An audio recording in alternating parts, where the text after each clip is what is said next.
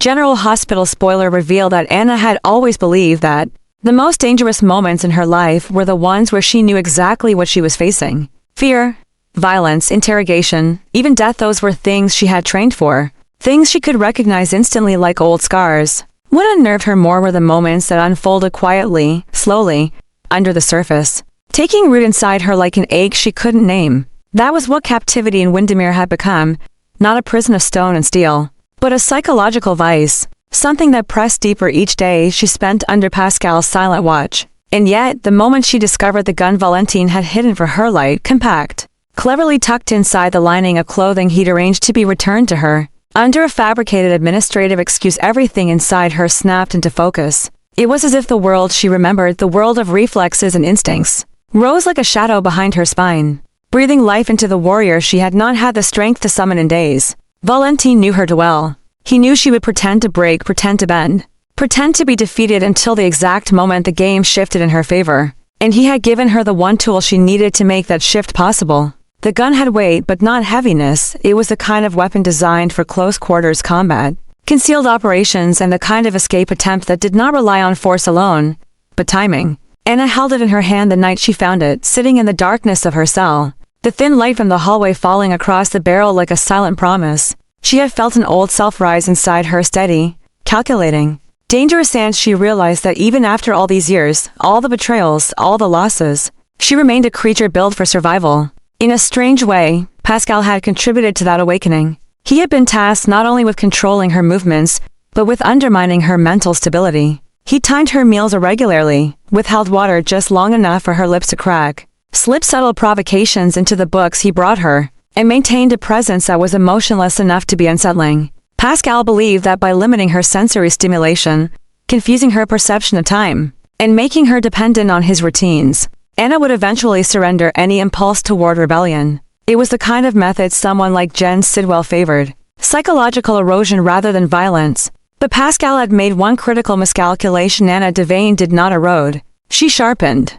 She memorized everything about him, the way he held the keyring, the slight limp in his left leg, the pattern of his footsteps as he approached her cell, the moments he avoided looking directly into the camera, the signals that showed he was nervous, frustrated, or bored. She counted his breaths when he leaned down to place her food tray inside the cell. She watched how he reached instinctively for the inside of his coat where her file was stored. She studied him like a battlefield, and the night she found the gun, she knew the terrain had finally shifted. She also knew obsession was not a weakness, it was fuel. Her obsession was escape, vengeance, and the overwhelming need to prove she was not a pawn in someone else's experiment. Pascal's obsession, she realized, was control. He needed her compliant. He needed her contained. And the moment she understood that, she understood exactly how to break him. The opportunity presented itself the following afternoon. Pascal entered her cell with the same complacency he always displayed. A man convinced he had reduced her to something manageable.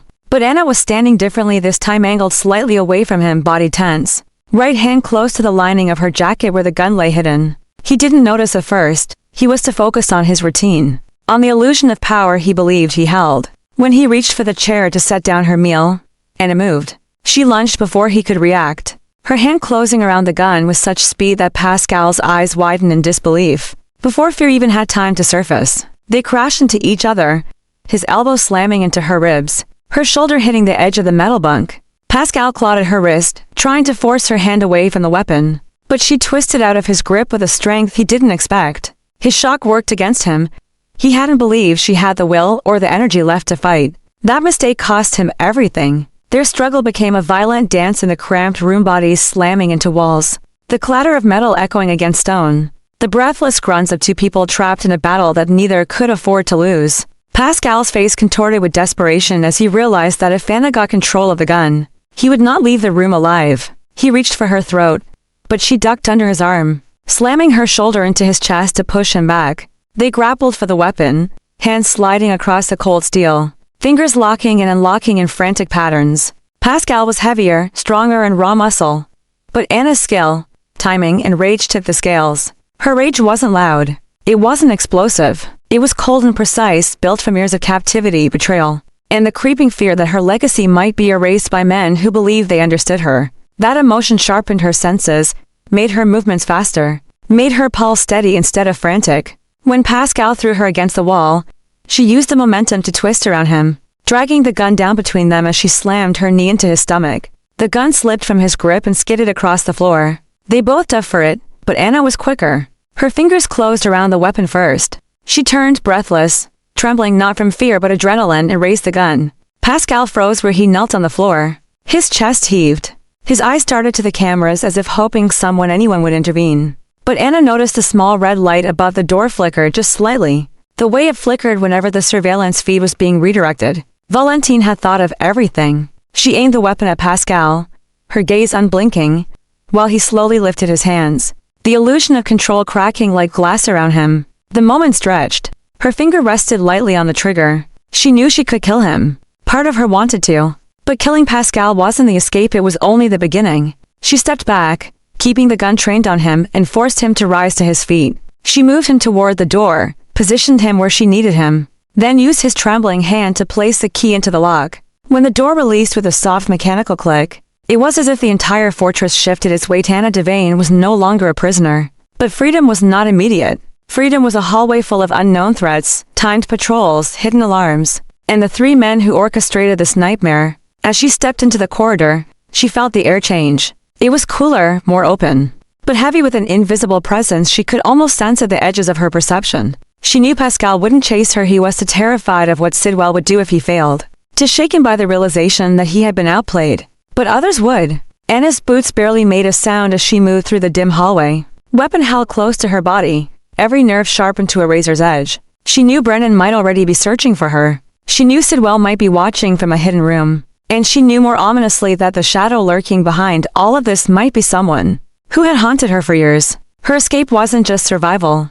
It was a confrontation with the ghost she could no longer outrun. And somewhere inside Windermere, in the dark corners where secrets were stored and obsessions were fed, something or someone was waiting for her to make her next move. Anna tightened her grip on the gun, took her first step into the unknown, and embraced the truth she had always lived by. When the world collapses into chaos, she does not break, she becomes a storm that tears the walls down. Anna had always understood that survival demanded choices she did not want to make. But when she pulled the trigger and Pascal's body collapsed to the cold floor of the Windermere cell, she felt something deeper than shock ripple through her. Not guilt, not relief, but a chilling awareness that she had crossed into a new psychological territory, one shaped by the very obsession her captors had tried to use against her. The gunshot echoed off the stone walls, a hollow, metallic sound that hung in the air longer than it should have, as if the entire castle itself was absorbing the weight of what she had done. Pascal's eyes remained open, fixed in an expression of disbelief that someone he thought was broken had outmaneuvered him so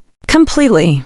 As the last tremor left his body, Anna stood frozen, the gun still raised, her breath sharp and uneven. She had not intended to kill him at the beginning of the struggle, but when the opportunity emerged, when her instincts overwhelmed hesitation, she had taken it without looking back. And now, staring at the lifeless man who had spent days exerting psychological dominance over her, she realized that something inside her had awakened, something that had been dormant since before Faison's shadow had first reappeared in her life. This wasn't simply an act of self-defense. It wasn't merely an escape tactic. It was a message to Pascal, to the men who sent him, to whatever unseen force had orchestrated her imprisonment. Anna Devane was done playing captive. She felt no satisfaction in his death, but she also felt no regret. Instead, there was a cold, clinical clarity coursing through her, as though each piece of her shattered composure had locked back into place. In the moment she pulled the trigger, the obsession her enemies thought they could exploit, her obsessive need to remain in control of herself, of her choices, of her story, had become the thing that saved her. It fueled her now as she knelt beside Pascal to retrieve anything useful: keys, access cards, a communicator she didn't yet understand, and the confirmation that he had been carrying a second weapon hidden underneath his coat. She took everything, not because she wanted power, but because she knew she had stepped into a new battlefield where hesitation was fatal. The air in the hallway beyond the cell felt colder than it should have been, as if the castle sensed bloodshed. Anna moved quietly, every step calculated. She didn't let herself think about the life she had just taken. She forced her mind to stay on the present moment. Pascal had been only one obstacle. The real danger, the one she had been too exhausted to fully comprehend, while imprisoned, was still somewhere inside Windermere. This was not simply a kidnapping. This was not Sidwell's ego or a wealthy investor seeking leverage. This was coordinated, clinical, and built around a psychological blueprint that had been tailored specifically to her. It meant that whoever orchestrated this knew her history, her patterns, her weaknesses, her fears. And that, more than the dead man behind her, was what made her feel a chill settle beneath her skin. As she moved deeper into the corridor, her boots silent against the stone, Anna became acutely aware of how her senses sharpened after Pascal's death. She could hear the distant hum of a generator, the faint whisper of wind pressing against the fortress walls, the echo of her own heartbeat grounding her in the moment. Killing Pascal had changed her. It wasn't moral corruption or darkness consuming her. It was the realization that she was still capable of reaching into the darkest corner of her. Training when forced. For years she had tried to bury that part of herself, the part forged in espionage, the part honed by the WSB, the part she feared mirrored Phazon more than she wanted to admit. And yet now, that very part of her had resurfaced, steady and merciless, guiding her through each calculated step. Her obsession was survival. Her obsession was truth. Her obsession was ending this nightmare before it consumed her or the people she cared about. She slipped into a staircase illuminated only by a flickering light. The castle groaned under the weight of the winter wind outside, making the hallways feel alive. Unstable, unpredictable. Anna gripped the gun tighter, knowing that Pascal's absence would be discovered soon. Whether Sidwell himself was nearby or whether guards were monitoring from a distance, she couldn't risk assuming she had much time. She understood that the gunshot would not have echoed far through the maze-like structure, but someone somewhere would notice Pascal's silence, his failure to report in. And when they did, the hunt would begin. As she ascended the stairs, she couldn't shake the gnawing realization that Pascal's death had unlocked something dangerous, not just inside herself, but inside whatever machine was orchestrating her captivity. Killing him meant she had broken the first rule her captors relied on, submission. And now that the balance of power had shifted, they would have no choice but to escalate. Anna felt this in her bones, in the quiet instincts whispering warnings that grew louder with each shadow she passed. There was a new obsession forming, one she hadn't anticipated. It wasn't just her obsession with survival or control. It was the obsession she sensed emanating from her unseen enemy, an obsession with her, with breaking her, with watching her unravel, with pushing her into impossible choices and forcing her to confront the darkness she had fought for decades to control. By the time she reached the upper hallway, Anna realized that this was not simply an escape. It was a psychological war, and Pascal had been only the first soldier sent to test her limits. She found herself imagining what Sidwell might be thinking now. What expression would cross his face when he saw the footage of her killing Pascal? How the investor behind all this would react to her refusal to crumble? Would they be furious? Impressed? Or would they be exactly where they wanted her, teetering at the edge of moral collapse? Wondering if she was becoming something she feared. The corridor branched into three directions. Anna paused, breathing slowly as she studied each path. One led toward the east wing, where she suspected the surveillance hub might be based on the wiring she had noticed earlier. Another led toward a sealed hallway that seemed abandoned, but she knew better than to trust appearances. The final path led to a long corridor with a faint draft, suggesting it connected to an outer section of the fortress. She chose the third path. Escape remained her priority, even if she sensed that freedom would not come easily. As she moved, the walls felt as though they were closing in. She couldn't shake the pressure building behind her ribcage, the unsettling certainty that someone was watching her, not through cameras, not through sensors, but through an instinctive, intimate awareness. The kind of awareness that came from a person studying another for years, learning their patterns, obsessing over their reactions. It was as if she were walking through someone else's mind, someone who had built this prison specifically for her. And the terrifying part was that she could feel this presence not just around her, but ahead of her, waiting. She reached a narrow archway at the end of the corridor and stepped into a vast hallway, lined with tall windows. The cold moonlight poured in, painting the floor in long streaks of blue and silver. For a moment, Anna allowed herself to breathe a full breath, the first since she pulled the trigger. But the calm shattered when she noticed footprints on the floor, faint but recent. Someone had been standing there, watching, waiting. Her heart tightened. Pascal had not been the true threat. His role had been containment. But the person who had stood in this hallway, lingering long enough to leave marks in the dust, that was someone else entirely. Someone whose presence was so calculated that Anna felt a tremor of dread she hadn't felt in years. A new shock unfolded inside her, the realization that she was not just escaping danger. She was walking straight into the center of something much larger, much older, and much more personal.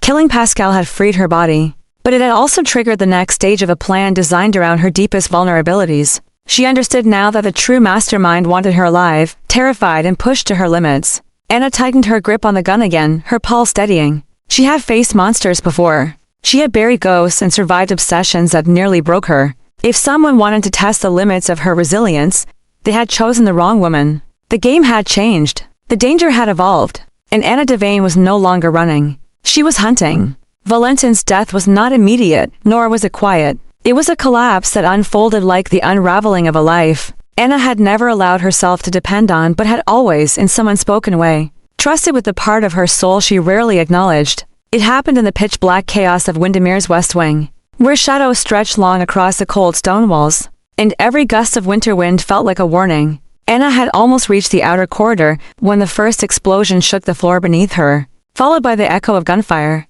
Instinct drove her back toward the danger, even before she registered the fear blossoming inside her chest. She moved through the corridors with the gun raised, sensing the shift in the air.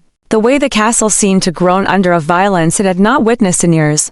And when she rounded the corner and saw Valentin staggering, blood soaking through his coat, she understood immediately that he had come to help her escape, yet had paid the ultimate price for it. He had infiltrated Windermere with calculated risk, using old tunnels and forgotten access points, forcing his way into the heart of Sidwell's stronghold. He had planned on distraction, reinforcement, extraction. What he had not planned on was Brennan being just steps ahead of him. Brennan, with his cold rationality and his unforgiving allegiance to whatever hidden agenda was unfolding, had intercepted him, turning a rescue mission into a death trap. Valentin had fought, had fired, had bought Anna minutes she didn't even know she needed. He had made himself the target so she could remain unspotted. But the cost of that choice was now sprawled before her, bleeding out onto the stone floor while the distant alarms began to wail. Anna felt the impact of the moment like a physical blow. She rushed toward him, but the second explosion forced her back, flames tearing through the hallway where side doors had been rigged with charges. Valentin looked at her then, with a clarity that cut deeper than the wounds in his chest. There was no time, no safety, no salvation left for him. His presence in the castle had triggered protocols she didn't understand yet, but she recognized the catastrophic nature of it. Sidwell's network had planned for infiltration, and Valentin had walked straight into their trap. Anna watched as he struggled to rise, grasping the wall for balance, determined to shield her even in his final moments. But the smoke billowed, the gunfire intensified, and within seconds his body gave out. He sank to the floor, eyes dimming, breath slipping away in broken intervals. The reality of his death did not strike all at once. It seeped slowly into her like poison dissolving into the bloodstream, altering her molecular structure, reshaping her sense of purpose. Anna knelt beside him, her gloved fingers touching the cooling fabric of his coat, and something inside her crystallized. She had lost comrades before. She had lost friends, allies, lovers. She had buried parts of herself next to each grave she had stood over. But Valentin's death was different, not because of romance or loyalty alone, but because it symbolized something darker. Sidwell and Brennan had not simply targeted her body. They had targeted her humanity. As flames crawled along the walls, Anna felt a shift inside her, as though an old fracture had finally split open. She was no longer just escaping. She was no longer trying to survive. She was crossing a threshold where revenge was no longer an impulse, but an absolute necessity. What Sidwell had done, what Brennan had orchestrated, could not be forgiven. They had taken someone who mattered, someone who had risked everything without hesitation. And because of that, Anna's determination hardened into something unbreakable and sharp, something lethal. The alarms blared louder as she rose from Valentin's side. The smoke grew thicker, stinging her eyes and forcing her to move quickly. She took Valentin's secondary weapon, checked the magazine, and stepped into the firelit corridor. For the first time since her imprisonment began, she felt no fear, no doubt, no hesitation. Her mind was clear, a cold, tactical quiet settling inside her as she advanced. The castle had turned into a battlefield, but Anna had become something else entirely, a predator with nothing left to lose. She navigated the maze of stone halls with precision, using the shadows to her advantage, moving between bursts of light from exploding fixtures. Every sound became a map, boots on stairs, radio static, distant orders being shouted in panic. Sidwell's men were converging. Brennan, somewhere deeper within the fortress, would already be tightening his security perimeter, preparing for her attempt to flee or retaliate. He believed she would run. He believed she would crumble under the weight of loss. He had no idea what he had awakened. Anna reached the surveillance hub first, a cramped room filled with monitors flickering in chaos as fires spread through the structure.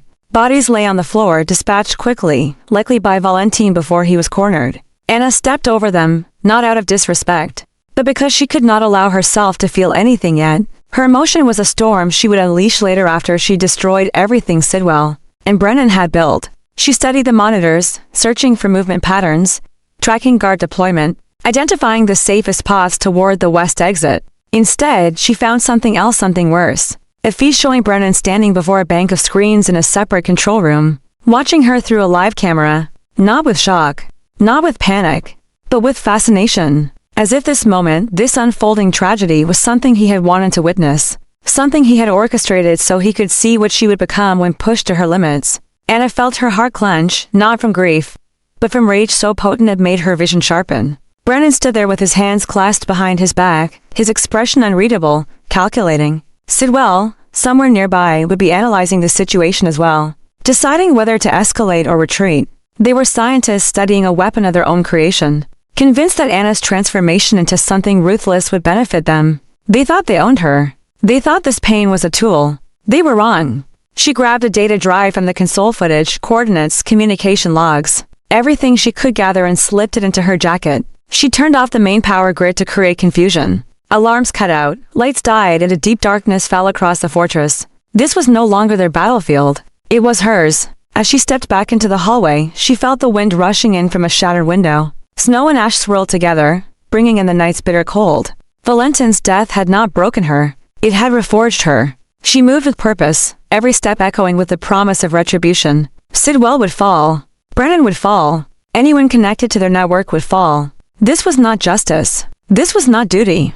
This was war. She reached the outer passageway where moonlight cut through the smoke. She paused only once, looking back at the crumbling structure behind her. Windermere burned like a sacrificial monument, flames rising into the black sky. Somewhere inside, the last breath of the man who had saved her life lingered in the air, mingling with the smoke. She carried that breath with her now. It fueled every heartbeat, every decision, every violent promise forming inside her mind. Anna Devane disappeared into the night not as a fugitive, not as a victim, but as a force that would dismantle Sidwell's empire piece by piece. She would hunt Brennan with the same precision he used to study her. She would burn down their network, expose their secrets, crush their alliances, and drag the truth into daylight. Her grief would not slow her. Her anger would not consume her. They would propel her. Valentine had died for her freedom. Anna would make sure no one involved lived long enough to celebrate it.